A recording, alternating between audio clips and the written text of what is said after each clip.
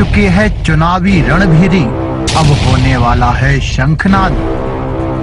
बिछ रही है चुनावी बिसात, किस करवट बैठेगा सियासत का ऊंट। नेता नहीं, जनता तय करेगी किसकी बनाएगी अपनी सरकार।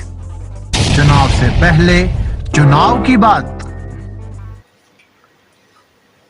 पीडी न्यूज स्टूडियो में मौजूद है इस समय सीएम सिंह जी, जो छात्र सभा के जिला अध्यक्ष हैं समाजवादी पार्टी के, और इनको मिनी अखिलेश के नाम से पहचाना जाता है। पीडी न्यूज कार्यालय में इनका स्वागत है। हम करते हैं लोकसभा चुनाव पर इनसे वार्ता। सीएम सिंह जी बताएं, लोकसभा चुनाव चल रहा है 2024 का लेकर के, इसमें गठबंधन प्रत्याशी भी हैं और धौरहरा से आपके आनंद भदौरिया जी हैं जी। तो ये लोग किन मुद्दों को लेकर के चुनाव में चर्चा कर रहे हैं? देखिए, आज भी इस देश में ये बड़ा सवाल है कि जब 2014 में बीजेपी अपने संकल्प पत्र को लेकर के आई तो वो 2 करोड़ नौकरी की बात करती थी, किसान की आय दोगुनी की बात करती थी, महिला सुरक्षा की बात करती थी, महिला सम्मान की बात करती थी। लेकिन आज ठीक 10 साल बाद बीजेपी उनको मुड़ करके नहीं देख रही है। समाजवादी पार्टी इंडिया अलायंस गठबंधन के आगे आज एक सबसे बड़ी जिम्मेदारी ये है कि आज हम अपने देश के संविधान को बचा लें, क्योंकि जब तक संविधान नहीं बचेगा उसके मूल्य नहीं बचेंगे, लोगों को आरक्षण नहीं मिलेगा, लोगों को नौकरियां नहीं मिलेंगी। आज ये सवाल बड़ा है हमारे आगे। सवाल ये बड़ा है कि अगर देश का नौजवान अगर उसको रोजगार नहीं मिलेगा तो उसका जीवन कैसे आगे बढ़ेगा। आज सरकार शिक्षा पर बात नहीं करना चाहती, स्वास्थ्य पर बात नहीं करना चाहती, किसान की आय कैसे दोगुनी हो, किसान का जीवन स्तर कैसे आगे बढ़े, सरकार इससे बात नहीं करना चाहती। देश में बड़ा मुद्दा है कि महंगाई कैसे कम हो, देश के प्रधानमंत्री मंगलसूत्र पर बात कर रहे हैं। कल प्रधानमंत्री जी की जनसभा हुई, मैंने अपने पूरे जीवन काल में प्रधानमंत्री जी का इतना थका हुआ भाषण आज तक नहीं सुना।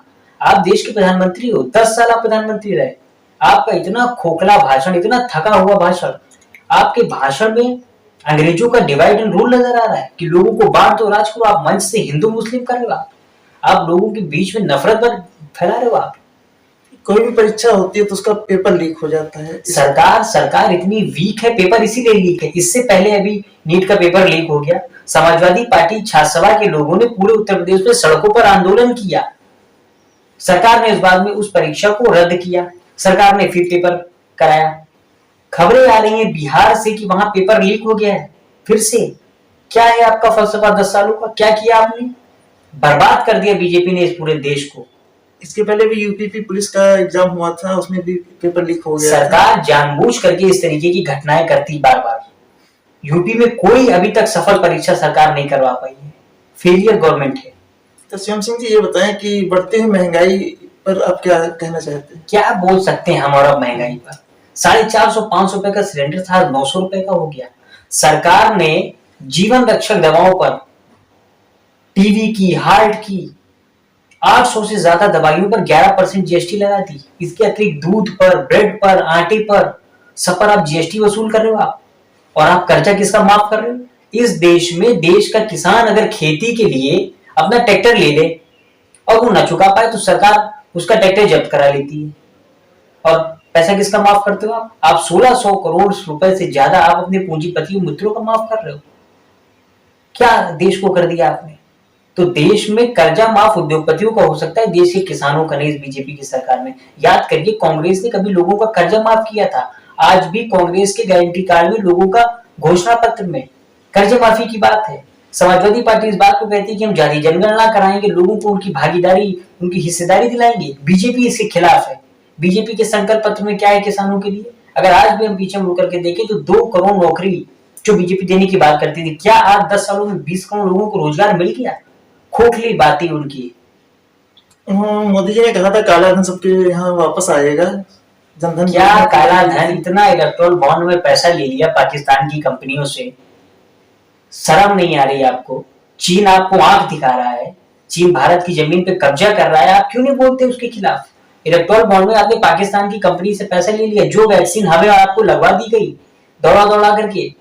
आज उसी वैक्सीन कंपनी ने ये कबूल किया कि हाँ, इस वैक्सीन से लोगों की जानें जा रही हैं, हार्ट की समस्या हो रही है, लोगों की जान जा सकती है। आपने अपना वैक्सीन कार्ड से फोटो हटवा लिया, आप तो उसमें बड़ा प्रचार कर रहे थे। क्यों नहीं बोलते आप? क्यों नहीं आपका मुंह खुलता?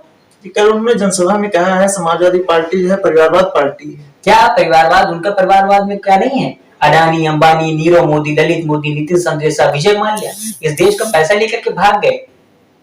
इलेक्ट्रॉन बॉम्ब में साबित हुआ कि आपने एक उद्योगपति से पैसा पहले ले लिया, बाद में उसको देश से भगा दिया। बैंकें मर्ज हो गई, हालत खराब कर दिया आपने देश की। प्रधानमंत्री जी गन्ना भुगतान पे बोल रहे थे, ये क्यों नहीं बताया कि आपने 7 सालों में केवल 20 रुपए ही बढ़ाया। उद्योग बंद है। सीतापुर के आसपास, या रेवसा हो या तंबौर और लहरपुर के आसपास के नौजवान मजदूरी करने के लिए दिल्ली की तरफ बढ़ रहे हैं, पलायन कर रहे हैं, लोग बड़ी संख्या में मजदूरी कर रहे हैं। ये स्तर कर दिया आपने, दिया क्या लोगों को? राज्य सभा सांसद के बाद में जो है यहाँ पे सूत मिल बंद हो गया, प्लाईवुड फैक्ट्री बंद हो गई, इसके ऊपर क्या कहना चाहिए? उनकी खुद की यूनिवर्सिटी तो खुल गई। वो 20 साल यहाँ से सांसद रहे, 20 साल से मेंबर ऑफ पार्लियामेंट रहे यहाँ से। 20 साल क्या दिया? कोई यूनिवर्सिटी बन गई क्या सीतापुर में? कोई उद्योग लग गया? कोई छात्रावास नहीं बनाया, कोई नई मंडी नहीं बनाई, कोई राजकीय इंटर कॉलेज नहीं बनाया। दिया क्या 20 सालों में? अपनी खुद की यूनिवर्सिटी उन्होंने बना ली, जो किसी यूनिवर्सिटी से कम नहीं, खुद का डिग्री कॉलेज बना लिया। समाजवादी पार्टी के द्वारा जो है एक पुराने सीतापुर में राजकीय महाविद्यालय बना था, बंद पड़ा है। वो बंद पड़ा हुआ है। केवल वो नहीं, इमलिया सुल्तानपुर में समाजवादी सरकार में महिलाओं के लिए, बेटियों के लिए एक इंटर कॉलेज बना था। सरकार उसको चालू नहीं कर रही। भाई क्यों नहीं चालू कर रही? पूरी बिल्डिंग बन करके तैयार है, फर्नीचर तैयार, वो इसलिए नहीं बनाना चाह रहे क्योंकि जान रहे काम समाजवादियों का। इतनी नफरत बीजेपी के मन में है विपक्षियों के लिए, देश में कभी नहीं हुआ। इस देश में प्रधानमंत्री अटल बिहारी वाजपेयी जी भी रहे। क्या कहते थे अटल बिहारी वाजपेयी जी?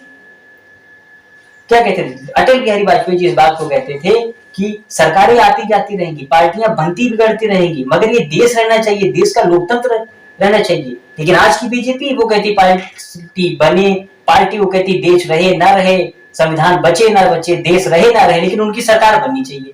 तो बीजेपी अटल जी के विचारों से भी विपरीत है। शर्म आनी चाहिए इन बीजेपी के लोगों को। क्या समाजवादी पार्टी के सभी पदाधिकारी जो है गठबंधन का सहयोग कर रहे हैं? पूरा हम लोग सहयोग कर रहे हैं। हम लोग सारी बातों को भूल करके, हमारे लिए सबसे महत्वपूर्ण यह है कि हम बाबा साहब के संविधान को बचा लें, उसकी रक्षा कर लें। अगर संविधान नहीं बचेगा तो देश किस राह पे जाएगा, आप ये बेहतर समझ सकते हैं। सीतापुर के सदर विधायक राकेश राठौर के साथ नगर पालिका का चुनाव लड़े थे, वो उनका विरोध उन्होंने किया था नगर पालिका के चुनाव को लेकर के, वो तो उनका समर्थन नहीं कर रहा है। इसके ऊपर क्या कहना चाहते हैं? कौन समर्थन नहीं कर रहा है ये मायने नहीं रखता, मायने ये रखता है कि कौन पूरी ईमानदारी से समर्थन कर रहा है। कौन साथ नहीं आया ये सवाल नहीं है, सवाल यही कि कौन साथ में है। तो जिसको बचाना होगा संविधान को, जो सामाजिक न्याय के पक्ष में होगा, जाति जनगणना के पक्ष में होगा, वो इंडिया गठबंधन के खिलाफ मर्द उसके पक्ष में मतदान करेगा।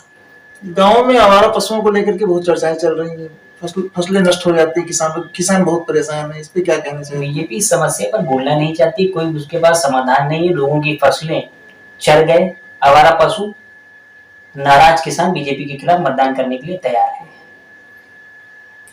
मोदी जी कह रहे हैं इस बार 400 पार होगा। क्या 400 क्या है 400 पार? 2 चरणों में चुनाव हुए, रिपोर्ट गई उनके पास, पता चला 2 चरणों के चुनाव में उनके दोनों चरण डगमगा गए।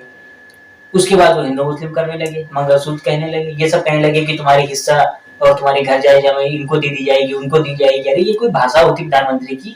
इस देश में बहुत से प्रधानमंत्री रहे, क्या किसी की इस तरीके की भाषा रही कभी? कोई बोला इस तरीके से? क्या आप दुनिया में भारत की थू-थू हो रही है। अरविंद केजरीवाल जी को जब आपने गिरफ्तार कराया, अलग अलग देश इस बात को कर रहे थे कि हमारी नजर है भारत पर कि क्या हो रहा है वहां पे। आप दुनिया में विश्वगुरु बन रहे हो। बहुत बहुत धन्यवाद आपका। बहुत बहुत धन्यवाद।